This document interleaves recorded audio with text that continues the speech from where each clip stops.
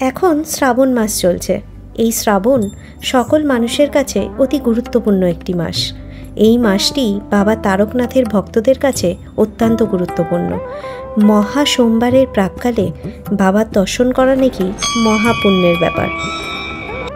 তো চলুন আমার সাথে আপনারাও দর্শন করে নেবেন হাওড়া শালকিয়াতে অবস্থিত বঙ্গেশ্বর শিব মন্দির।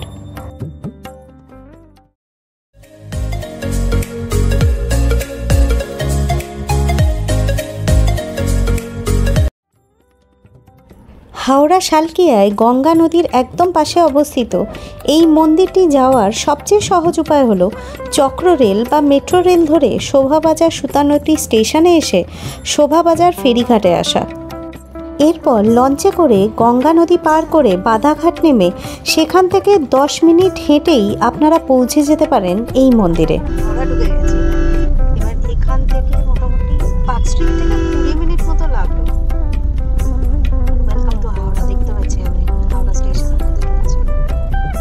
ওয়েদার খারাপ থাকার জন্য পার্ক স্ট্রিট থেকে একটি গাড়ি ভাড়া করে মোটামুটি আধা ঘন্টার মধ্যেই আমি পৌঁছে গেছিলাম শালকিয়ার এই মন্দিরে।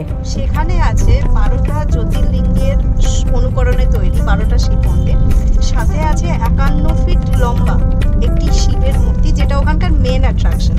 সাথে গঙ্গার ভিউ আছে। তো সবকিছু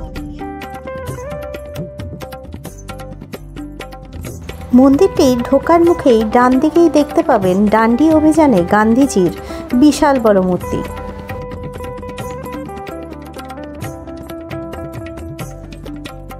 শ্রাবণ মাস হওয়ার কারণে এই মন্দিরে ভিড় অনেক বেশি ছিল।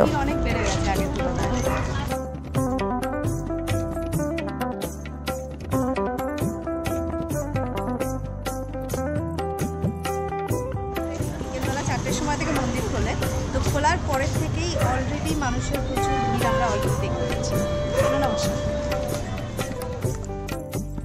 মন্দিরটি অনেকটা জায়গা জুড়ে অবস্থিত। মন্দিরের প্রবেশ পথের দুপাশে সুন্দর ফুল গাছ দ্বারা পথটি সাজানো। প্রবেশ পথের সামনে আছে মূল মন্দিরটি। শ্রাবণ মাস শুরু হয়ে গেছে, শ্রাবণ মাসের দ্বিতীয় সোমবার হচ্ছে কালকে। তো সেই কারণের জন্য আজকে আমি চলে এসেছি হাওড়া শালকিয়াতে। মন্দিরটি সপ্তাহে সব দিনই খোলা থাকে। সকাল 6টার সময় খুলে দুপুর 12টা পর্যন্ত খোলা থাকে, আবার বিকেলবেলা 4টে থেকে সন্ধে 9টা পর্যন্ত খোলা থাকে। সোমবার পড়েছে শ্রাবণ মাসে, তো আমি ভাবলাম যে এই উপলক্ষে এই মন্দিরটিকে ঠিক কীরকমভাবে তারা সেলিব্রেট করছে বা কীভাবে কোনো নতুন কোনো কিছু হচ্ছে কিনা সেই ইনফরমেশান নেওয়ার জন্য আজকে আমি চলে এসেছি এই মন্দিরে। আমি নিজেও কোনোদিন এই মন্দিরে আগে আসিনি, কিন্তু অনেক রিলসে দেখেছি এই মন্দির। মূল মন্দিরের পাশেই গঙ্গার তীরে আছে সেই বিখ্যাত 51 ফুটের শিব মূর্তিটি। মূর্তিটি 4টি মাথা বিশিষ্ট। সুন্দর পরিচ্ছন্ন মন্দিরটি গঙ্গার একদম পাশেই অবস্থিত।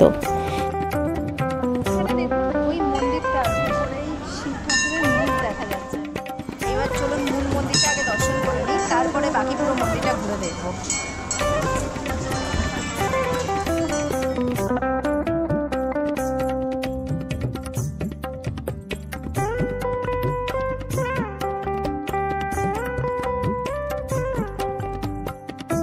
মূল মন্দিরে ঢুকলেই আপনারা দেখতে পাবেন সামনেই একটি শিবলিঙ্গ রয়েছে। শিবলিঙ্গের মাথায় আবার মুকুটও পরানো আছে। দেখলে এত সুন্দর লাগবে এবং খুব সুন্দর পরিবেশ।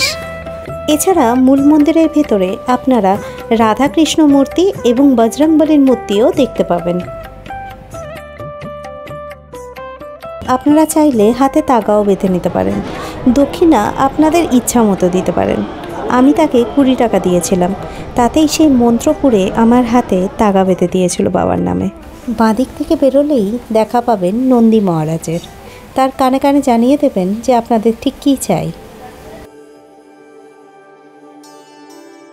এরপরেই দর্শন পেলাম সেই 51 ফুট উঁচু শিব মূর্তিটির, যেটি হলো এখানকার মেন আকর্ষণ।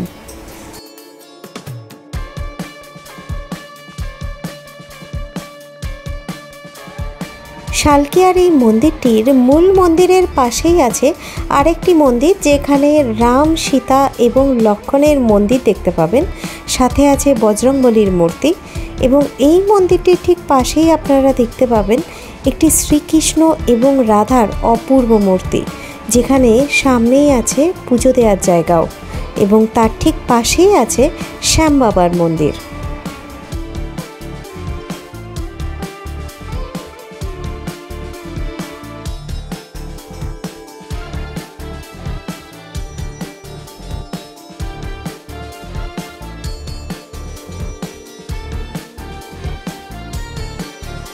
মূল মন্দির থেকে কিছুটা দূরে একটি গাছের নিচে গুহা আকৃতির একটি প্রবেশ পথ আছে। সেই প্রবেশ পথের উপরে অসাধারণ সুন্দর করে সব মূর্তি দিয়ে সাজানো আছে। আর এই প্রবেশ পথ দিয়ে ভেতরে ঢুকলেই দেখা যাবে সেই অসাধারণ সুন্দর দ্বাদশ জ্যোতির্লিঙ্গের সেই মন্দিরগুলি। ভারতবর্ষের 12টি স্থানে যে দ্বাদশ জ্যোতির্লিঙ্গ আছে, এই স্থানে ছোট ছোট আকারে সেই 12টি জ্যোতির্লিঙ্গের মন্দিরের আকৃতির সাথে সাদৃশ্য রেখে 12টি মন্দির তৈরি করা হয়েছে। মন্দিরের ভেতরে জ্যোতির্লিঙ্গগুলিও আসল জ্যোতির্লিঙ্গগুলির অনুরূপেই তৈরি করা হয়েছে। এই জ্যোতির্লিঙ্গ প্রসঙ্গে জানাই যে শিবলিঙ্গ এবং জ্যোতির্লিঙ্গ দুই ধরনের মধ্যে পার্থক্য আছে। শিবলিঙ্গ হলো মানুষের দ্বারা প্রতিষ্ঠিত ভগবান শিবের চিহ্ন বা প্রতীক বিশেষ, কিন্তু জ্যোতির্লিঙ্গ হলো স্বয়ংভূ। মেনটেন্যান্সের কাজের জন্য ওই সাইডটা বন্ধ থাকায় মনটা একটু খারাপই হয়ে গেল। কিছুক্ষণ মন খারাপ করে থাকার পর ভাবলাম যে হয়তো ভগবান চাইছেন যে আমরা আবার যাই, তো এরকমই কিছু পজিটিভ ভাবনা ভেবে আবার আমরা লেগে পড়লাম এই মন্দিরের ভিডিও করায়। আবার আসি এই দ্বাদশ জ্যোতির্লিঙ্গের প্রসঙ্গে।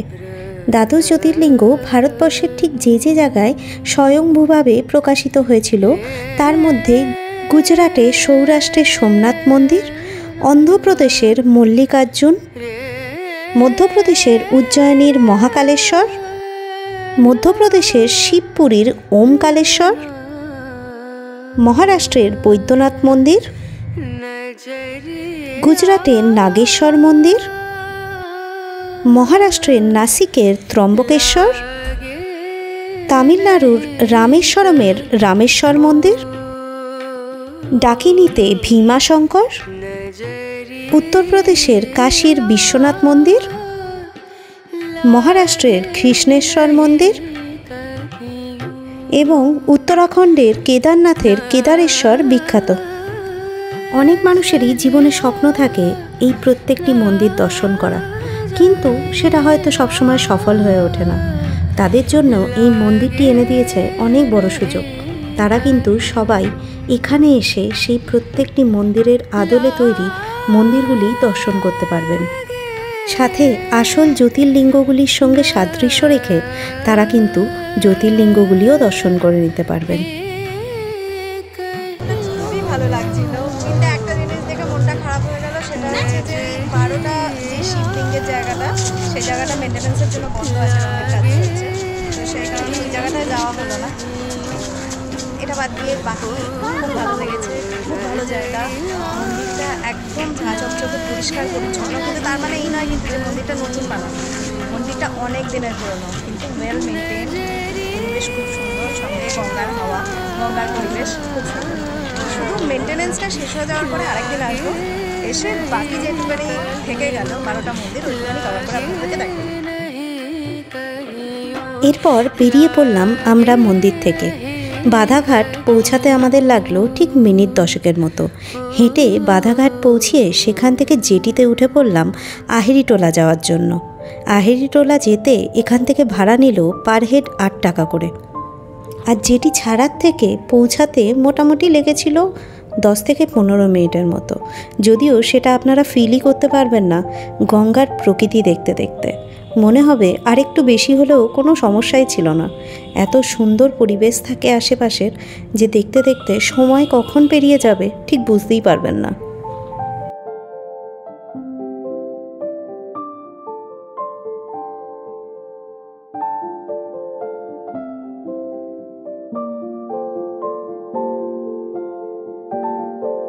আহেরিটোলা ঘাটে নেমে ওখান থেকে হাঁটতে হাঁটতে ভাবলাম একটু ভূতনাথ মন্দির দর্শন করে আসি।